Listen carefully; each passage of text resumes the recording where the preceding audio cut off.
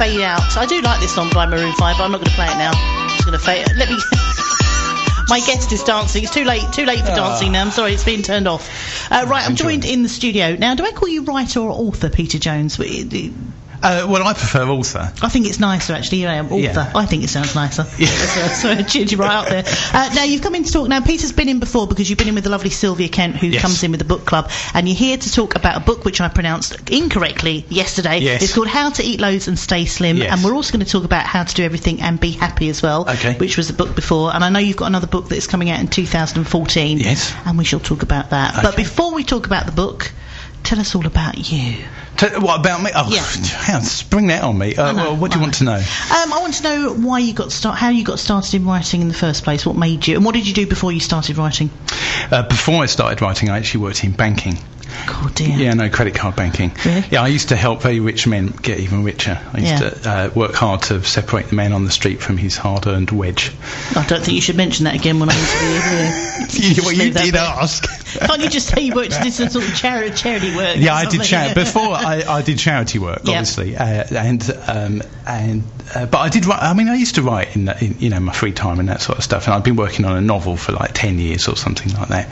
And then, as we said last time I came on the show, I had a bit of a life-changing incident, and that set me off in a different direction. Made me realise that I wasn't particularly happy separating the hard-earned wedge from the man on the street, and so I set off trying to make myself happier.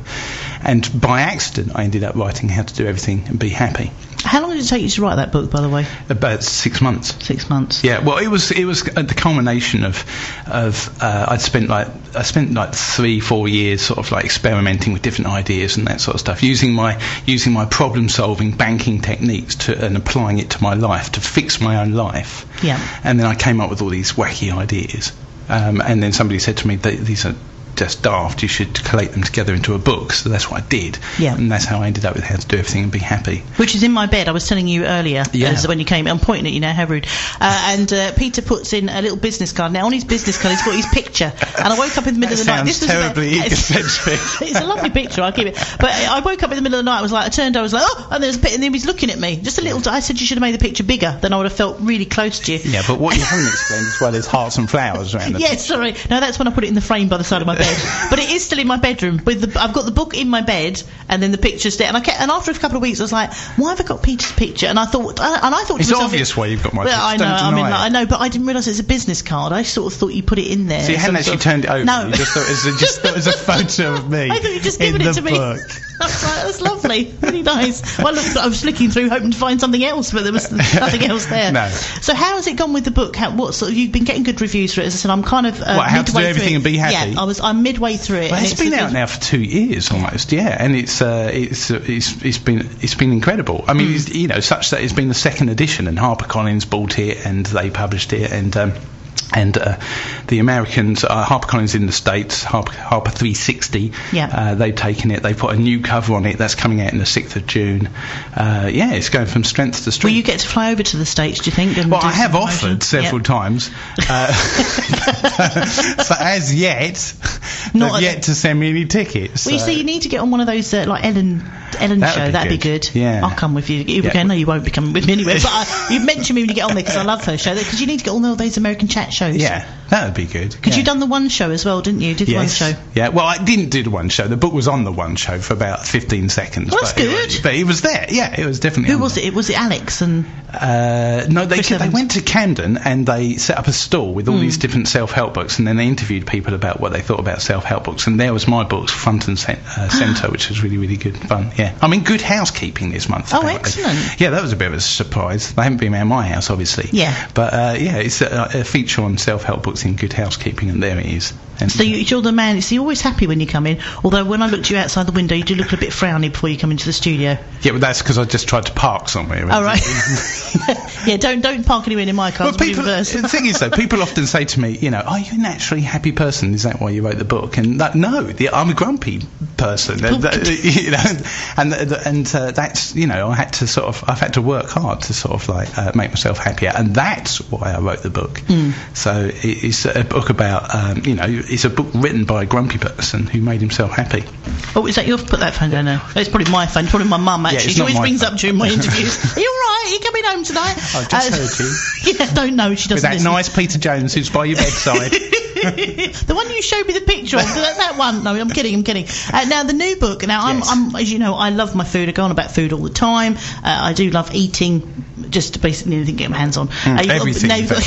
Which is why I pronounced the book wrong. Now it's called How to Eat Loads and Stay Slim, and you've co-written this. Yes, with author Della Galton. So why does a man? Because I describe you. You're about 6'5" to me. Yeah. Because I'm 5'1". How tall are you? 4'11". 6 foot.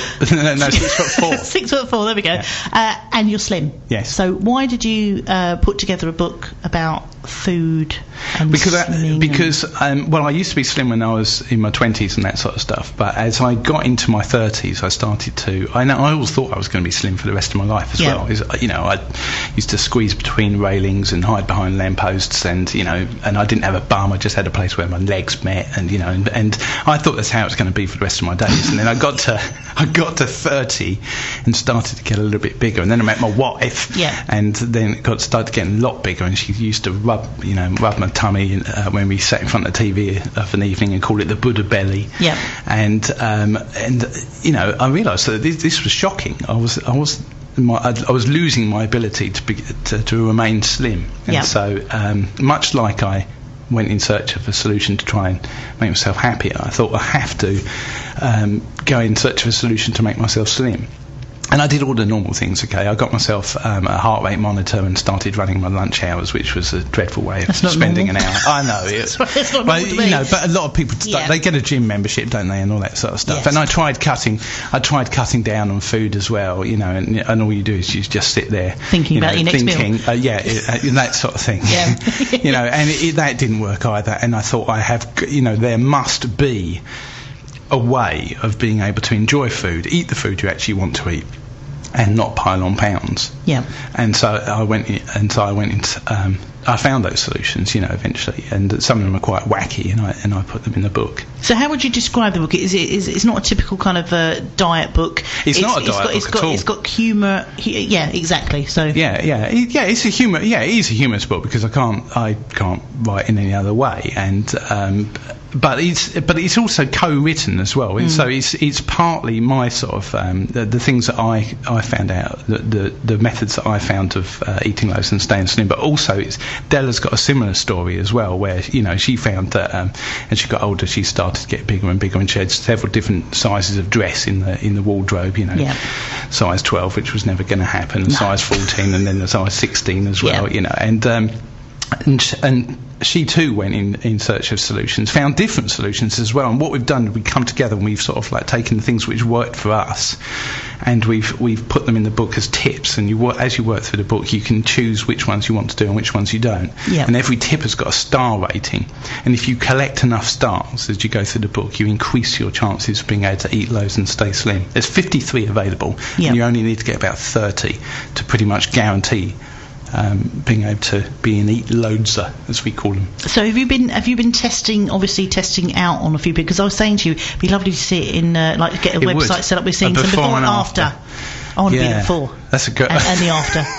That's a great idea. And the book's only just come out, so very few people have read it. My assistant's read it, and our agent has read it, obviously, and various friends and fellow authors, and they've read it as well. But no, it's only been out a week. Yeah. And so there haven't been we haven't had an awful lot of feedback yet. It's quite an exciting time. Yeah. Well, hopefully you'll get some before and after bit, because you will always get those people who want to be on, like myself, on the website or something to show people that it works and the difference. Yeah, what's standing in one leg of a pair of trousers used to... What are you trying to say? I'm not that big, blimey. How rude. No, but that is the standard for before and after pictures. It is. No, we're standing in somebody's trouser leg. Yeah, that's it. It's just anybody's. Pair of comedy trousers. Yeah. I always wear dungarees to work. I find they're very flattering. my clown shoes. I don't think those clown shoes suit you. Well, they bring out the colour in your eyes. And my nose as well. Now, you also run, we're talking a little bit more about, but we also run happy clubs, we call them. It's yes. Happy Clubs. So tell everybody, because I thought this was a fantastic idea. Happy Club is once a month, at the last Thursday of every month, and we run it at the Therapy Life Centre, which is just down the road from Southend Library. No, not Southend Library, it's Southend General Hospital. Got them in the end. People are scribbling that down, crossing it out. Anyway, it's the last Thursday of every month, and basically it's a 2-hour workshop, and but you can just drop in. You don't have to go to every single one, and we work on the principles in how to do everything and be happy. And it's a happy bunch of people, and it's a lot of fun. And they all laugh. Yeah, at me mainly, but I mean, last night we met, and it was a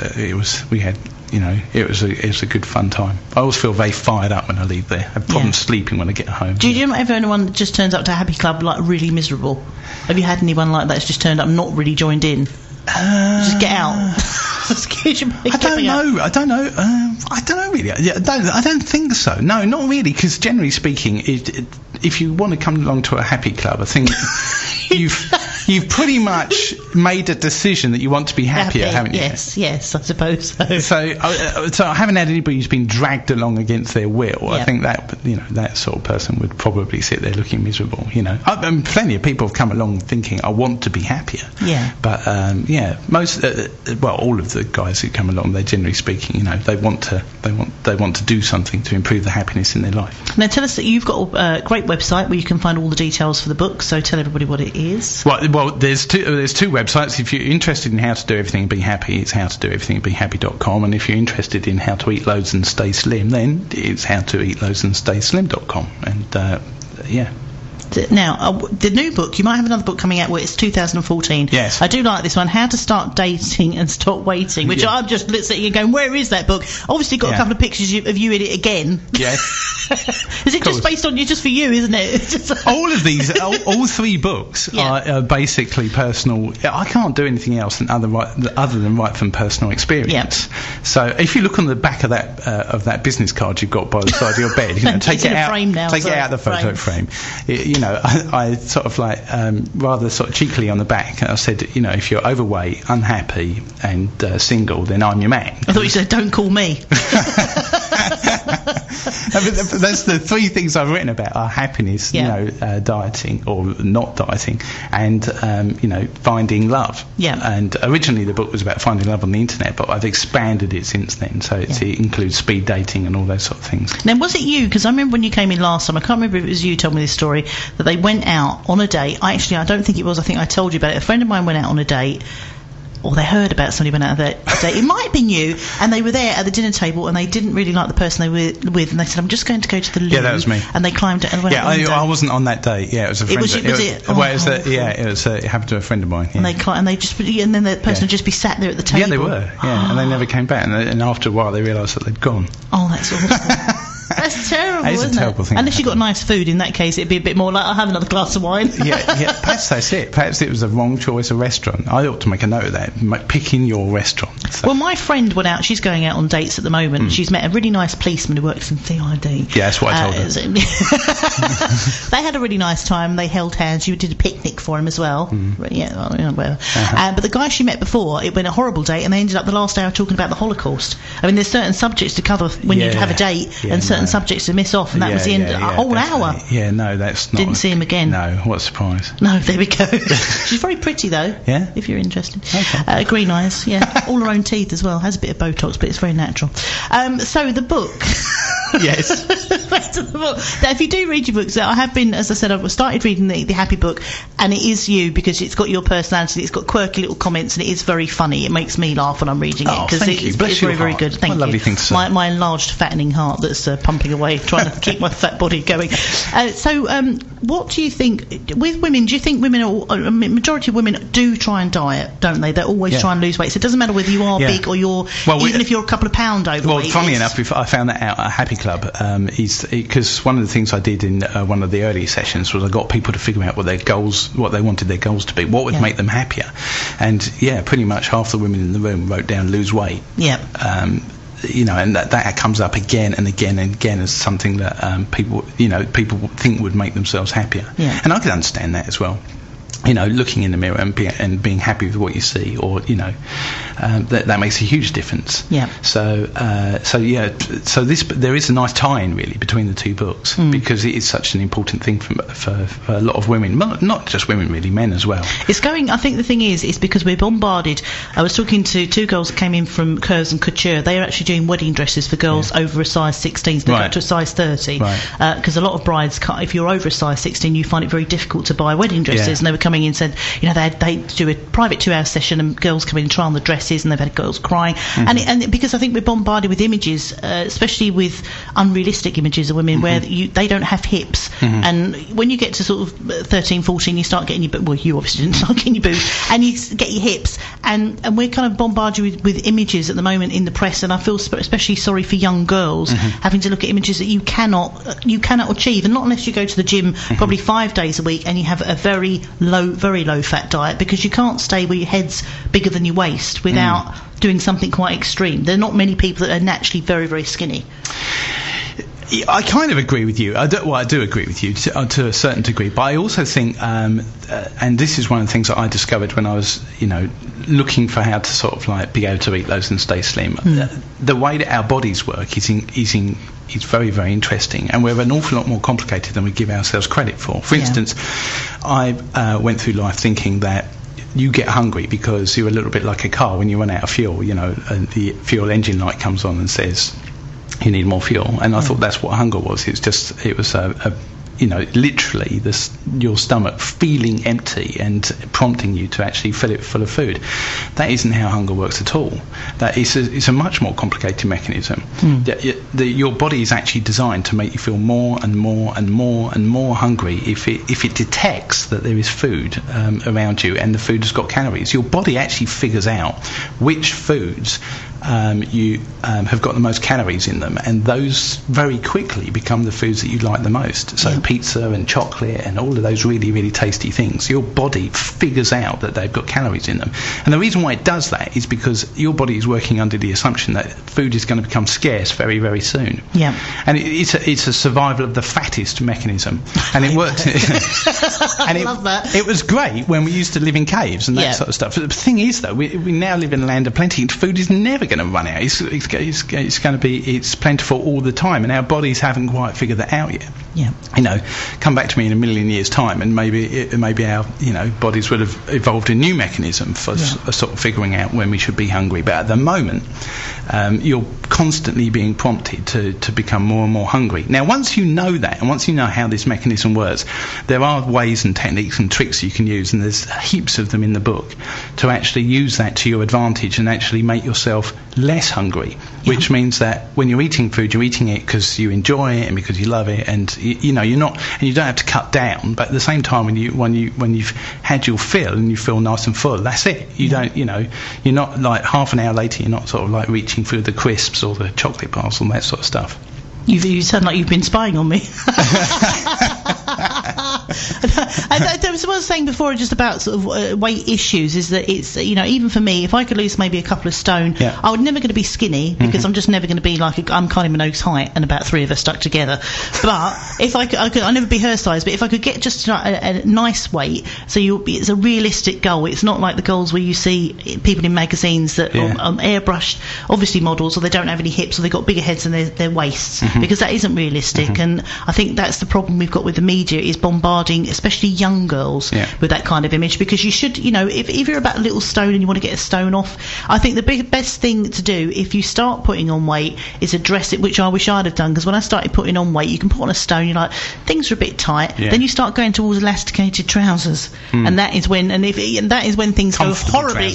I've got comfortable trouser shoes on, that's when it goes wrong. So you should get to, maybe if you get a stone on, then you should try and get the stone off as well as you can, because otherwise it does have a tendency to keep, especially when you get older, you kind of just start to pile on. I think the other thing as well is that we say this in the book right up front, is that diets don't really work. They work in the sense that while you're doing the diet, you start to lose weight, and the moment you stop doing the diet, then the weight comes back on, and more normally as well. It comes back with a vengeance as well. And there's mechanisms in the body that that prove that that's the case, or that there's scientists have sort of discovered that your body's set up to do that sort of thing.